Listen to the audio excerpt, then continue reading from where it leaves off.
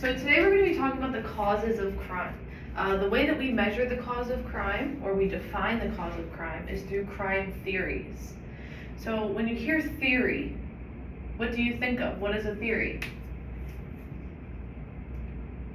Like an idea? Yeah, exactly. So theories are ideas, right? A theory is actually an integrated set of ideas. It's how your ideas work together to come up with a theory. When we talk about crime theory, what do you think a crime theory is? Like an idea of why they commit the crime? Yeah, exactly. It's when, why, how people commit crime. So they're ideas, they're integrated set of ideas explaining the cause of crime. So why do you think that we study the crime theories? To get a better perspective of what the individual is thinking at the time it happens? Absolutely. It's a really good answer. So the reason that we study crime theories is because ideas have consequences, right? And theories help to form social practices, social policies, laws, right, that we use to prevent crime in the criminal justice system. In the criminal justice field that studies crimes, which we call criminology, right? Criminology is the study of crime. There are three major categories of crime theories. That is choice, trait, and sociological. Okay, so thinking of those three categories, trait,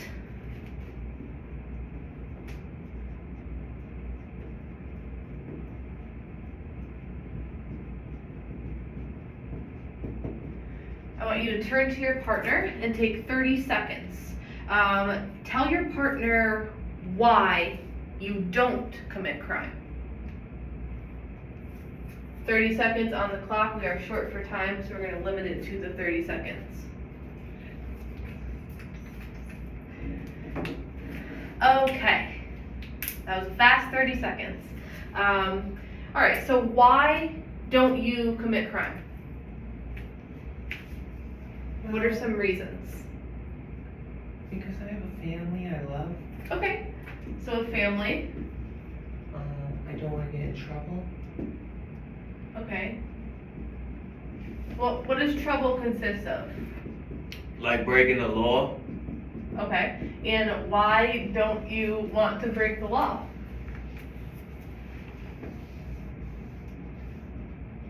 Why is it bad to break the law? Because you could get arrested? And you don't want that? Mm-mm. Why? It goes against my morals and beliefs. Okay.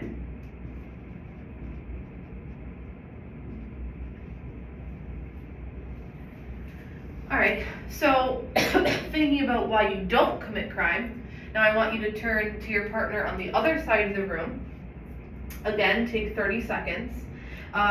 Why do people, or you, if you commit crime, why do people commit crime? Talk amongst yourself for 30 seconds.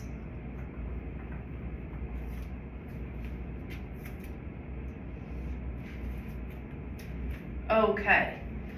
Mark, what did you come up with? Why do people commit crime? I think maybe because they don't care about laws Okay. or morals or beliefs. All right.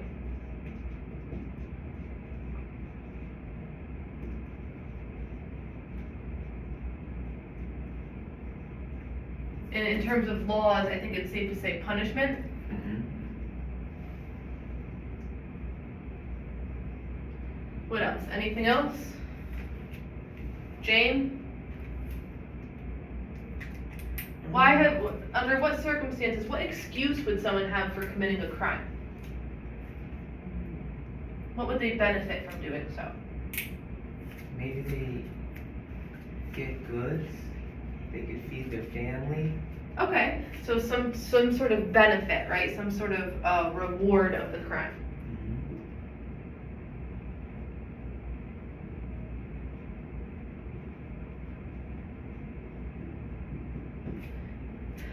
Okay, so thinking about these things, or these reasons, right? Reasons why you don't commit crime, reasons why people do commit crime. They can all fit into the three main categories of crime theories.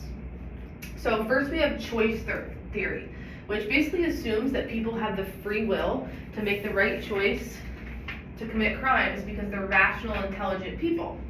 So this choice is based on whether or not they believe they'll benefit from committing the crime. So during this process, they weigh the costs and benefits of committing the crime.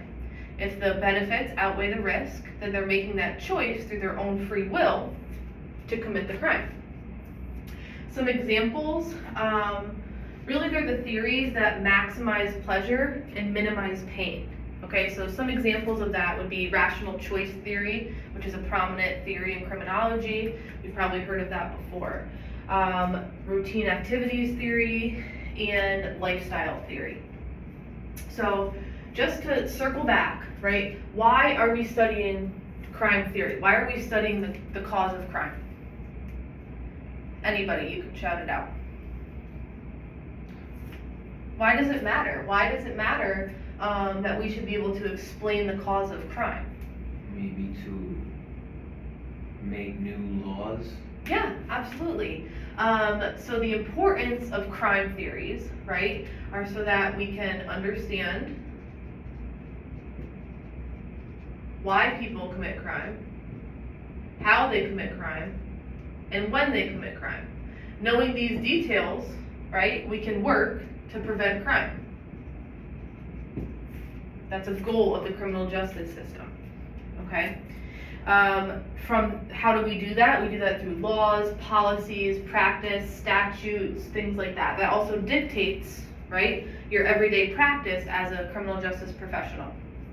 So, social policies based on choice theory. Remember, choice theory is that criminologists assume that people have the free will, maximize pleasure, minimize pain.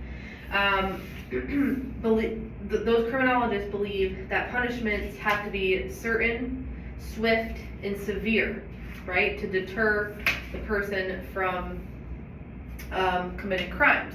So some examples of that are 3 strikes laws, mandatory minimum sentencing, basically having stricter, more certain punishment so that they don't make that choice to commit the crime. Any questions on choice theory? Okay. All right, so trait theory is just as it sounds. It's traits or characteristics, right? So criminologists believing in trait theory blame crime on biological and psychological factors. So basically these are factors and characteristics that the individual has no control over.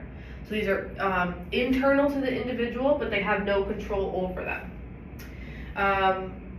Basically the criminologists are saying that people commit crimes based on these traits, right, that they possess, some not to their choice, right?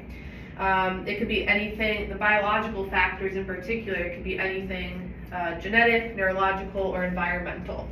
So knowing that these are innate characteristics that people cannot control themselves, what would social policy, again, circle back, why are we studying the cause of crime?